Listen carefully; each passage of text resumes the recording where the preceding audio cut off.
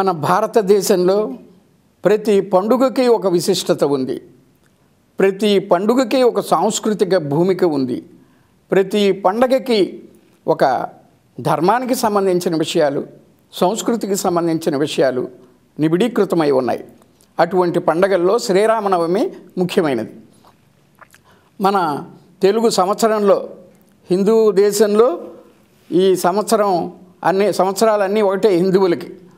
ఆ సంవత్సరాల్లో ఇప్పుడు ప్రస్తుతం వచ్చిన సంవత్సరం మన్మథనామ సంవత్సరం అనుకోండి. శ్రీరామనవమి అనేది చైత్ర శుద్ధ నవమి నాడు వచ్చే పండగ. ఈ శ్రీరామనవమి శ్రీరాముడు జన్మించిన తిథి నాడు జరుపుకునే పండగ.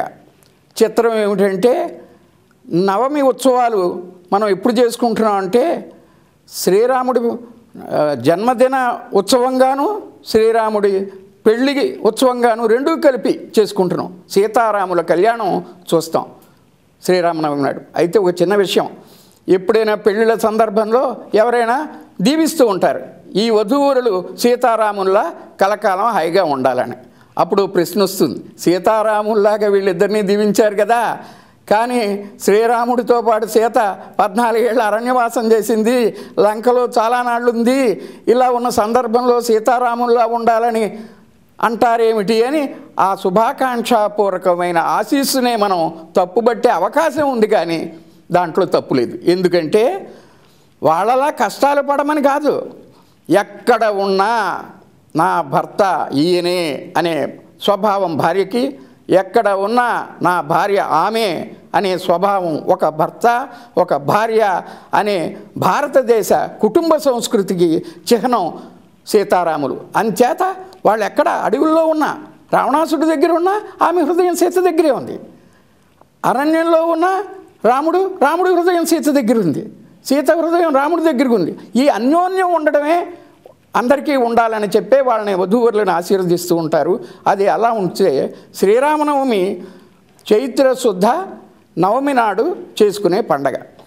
అయితే ఈ పండగ పాడ్యమి నుంచి నవమి దాకా చేసుకోవడం ఉంది. నవరాత్రులు ఎప్పటి నుంచి అంటే పాడ్యమి నుండి ప్రారంభించి నవమి నాడు దాకా, నవమి అంటే 9వ రోజు అన్నమాట, ఆ 9వ రోజుని దాకా చేసుకోవడం ఉంది. అయితే కొందరు మాత్రం ఏం చేస్తున్నారంటే, అన్ని చోట్ల లేదు కానీ శ్రీరామనవమి నాడు ఉపవాసాలు కూడా ఉండడం ఉంది. అదే కాదు, శ్రీరామనవమి నాడు సీతారామ కళ్యాణం కలిగిన వాల్మీకి రామాయణాన్ని, మూల రామాయణాన్ని పండితులు చదివించుకోవడం, లేకపోతే వారు చదివించుకోవడం కూడా ఉంటుందన్నమాట. ఎందుకంటే శ్రీరామ జననం, శ్రీరాముడు పెరగడం, శ్రీరాముడు రాక్షసుని సంహరించడం, చివరికి రావణాసురుడిని చంపడం, తర్వాత మళ్ళీ పట్టాభిషేకం అవ్వడం, ఇవన్నీ కూడా సీతారాముల కళ్యాణం మానవ కళ్యాణానికి సంబంధించిన ఇతివృత్తం కానీ మరొకటి కాదు. అంచేతే శ్రీరామనవమి నాడు సీతారామ కళ్యాణం చేస్తూ ఉండడం ఎప్పుడు ఉంది. ఆ కళ్యాణ సందర్భంలో ఏమిటంటే, ఉత్సవంలా చేసుకోవడం, వేడుకలు చేసుకోవడంతో ఉంటూ ఆవాళ పానకం, వడపప్పు, విసనకర్రలు ఇవ్వడం అనేది ఒక సాంప్రదాయం ఉంది. పానకం అంటే బెల్లం, దాంట్లో మిరియాలు వేస్తూ ఉంటారు కొందరు యాలకులు వేస్తూ ఉంటారు. మిరియాలు కానీ యాలకులు కానీ బెల్లంతో కలిపి నీళ్ళలో పానకం అవుతుంది. ఆ పానకం, వడపప్పు ఇవ్వడం, విసనకర్రలు ఇవ్వడం పురోహితులకే కాదు, అతిథులుగా వచ్చిన వాళ్ళకి ఇవ్వడం, ఉత్సవాలకు వచ్చిన వాళ్ళకి కూడా ఇవ్వడం ఉంది. ఇలా ఇవ్వడంలో ఏమిటంటే అంతరార్థం, వడపప్పు అంటే మనం వడగొట్టింది అంటాం, అంటే ఎండ వలన వడగొడుతుంది. ఈ చైత్రమాసంలో ఎండాకాలం కొంత ప్రారంభం అన్నమాట. అంచేత వీళ్ళకి వేడి కలగకుండా ఉండడానికి ఎప్పుడైతే ఈ పెసరపప్పు నీళ్లతో ఉండి కొంచెం దాంట్లో కారం వేసి వడపప్పుగా అయిందో, వడపప్పు తింటే మనకి చల్లదనం వస్తుందన్నమాట. పానకం తాగితే కూడా చల్లదనం ఏర్పడుతుంది. కూల్ డ్రింక్స్ అవి లేవు కదా పూర్వకాలంలో, ఏ సీసాలో ఎవరు ఎలా కలుపుతున్నారో తెలియక మనం కూల్ డ్రింక్స్ తాగడం ఉంది, బాగా కలిపి వాళ్ళు కూడా ఉన్నారనుకోండి. కానీ ఇక్కడ ఏమిటంటే ఇది మనకి పండగ ఇచ్చిన కూల్ డ్రింక్ అనమాట అది పానకం అనేది. కానీ చిత్రం ఏంటంటే, మనకి బెల్లం ఉందని, నీళ్లు ఉన్నాయని, యాలకులు ఉన్నాయని ఇవాళే పానకం చేసుకుని మనం తాగొచ్చు కదా. కానీ శ్రీరామనవమి నాడు తాగితేనే దాని రుచి విశేషంగా ఉంటుంది. సత్యనారాయణ స్వామి దేవాలయంలో ప్రసాదం చేసి అమ్ముతారు, ఇస్తారు. కానీ అదే మనకు ఆ పదార్థాలతో ఇంట్లో చేసుకుంటే దాని రుచి ఉండదు ఏమిటో మరి అని అనుకుంటాం ఆ సమయ సందర్భాల్లో. అంచేతే పండగలకి రెడీనెస్ సిద్ధం కూడా ఉండాలి, సంసిద్ధులై. ఎప్పుడూ ఏవో స్వీట్లు అట్లు కొనేసుకుంటూ, ఎప్పుడూ కొత్త బట్టలు కొనేసుకుంటూ, లేకపోతే ఎప్పుడూ ఏవో అనుభవిస్తూ ఉంటే పండగలకి సంసిద్ధత తగ్గుతుంది. పూర్వం అలా ఉండేది కాదు.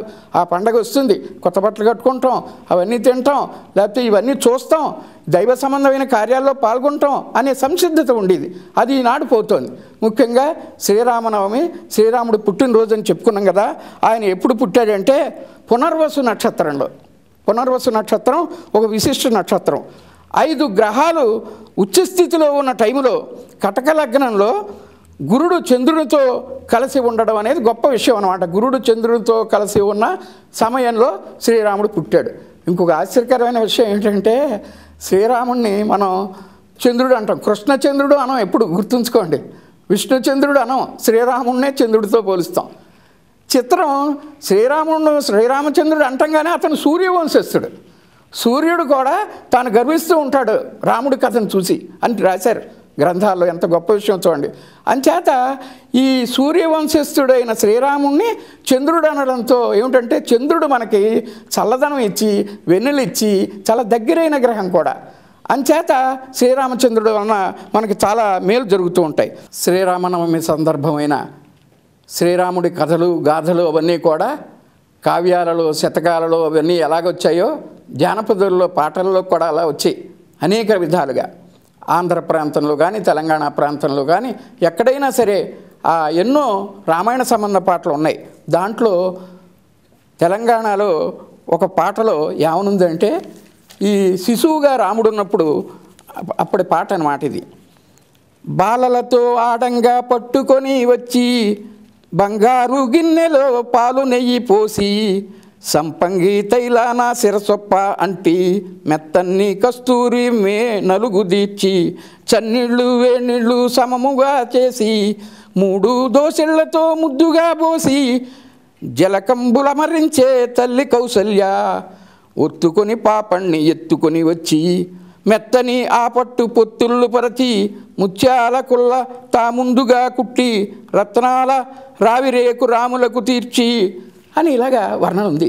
అంటే ఒక పిల్లవాడిని పెంచడం అనేది చాలా పెద్ద కళ. ఇప్పుడు కొంతమంది ఉద్యోగస్తులు ఏం చేస్తున్నారంటే భార్యలు ఎవరికో అప్పచెప్పి తప్పనిసరి పెడుతున్నారు. వాళ్ళకి తల్లి ప్రేమ ఎలా ఉంటుంది? ఉండదు. కుటుంబాన్ని చూసుకోవడం అనేది కూడా ఓ పెద్ద ఉద్యోగం లాంటిది అన్నమాట. మన వ్యవస్థలో కుటుంబ స్త్రీ కుటుంబాన్ని చూసుకోవడం, పిల్లల్ని పెంచుకోవడం, ప్రేమతో పెంచుకోవడం కూడా చాలా ముఖ్యం అన్నమాట. అంచేత ఈ శిశువుని కౌశల్య ఎలా పెంచుతోంది? చక్కగా స్నానమాడించి మళ్ళీ మెత్తని పొట్టు బట్టలు మధ్యలో అతన్ని ఇటు అటు పడుకోబెడుతూ బొట్టు పెట్టి ఇవి చేసి అన్నీ చేస్తోందని ఆ జానపద గేయంలో ఉంది. ఇంకో విషయం, అసలు శ్రీరామ నవమి నాడు కళ్యాణం కదా ప్రధానం. కళ్యాణం పాటలు కూడా తెలంగాణలో ఆంధ్రలో కూడా ఉన్నాయి. ఉదాహరణకి ఒకటి చూడండి, ఒక పాట రాముని కళ్యాణంకి రమ్మంటున్నారు.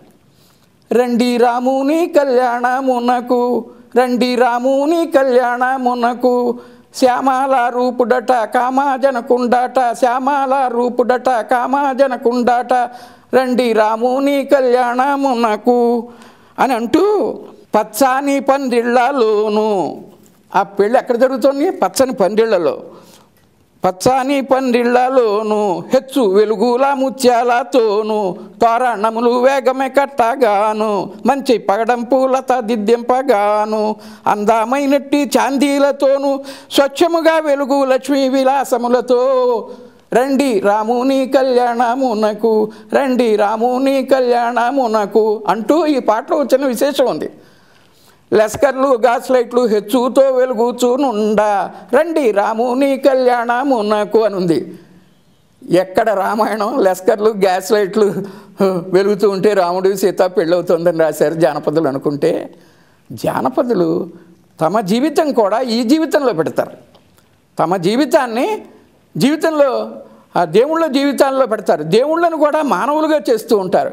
అంచేతే ఈ పాట ఎప్పుడు పుట్టిందనడానికి ఒక జానపద పరిశోధకుడు ఏమన్నా అంటే లస్కర్లు గ్యాస్ లైట్లు హెచ్చుతో వెలుగుచుండ అంటే ఎప్పుడు రామాయణం.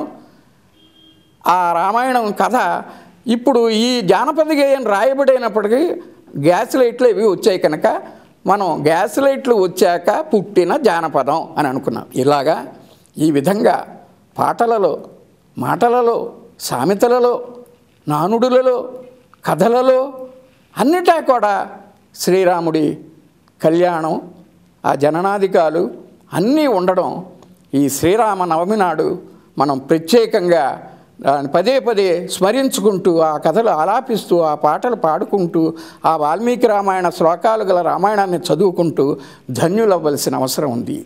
స్వస్తి.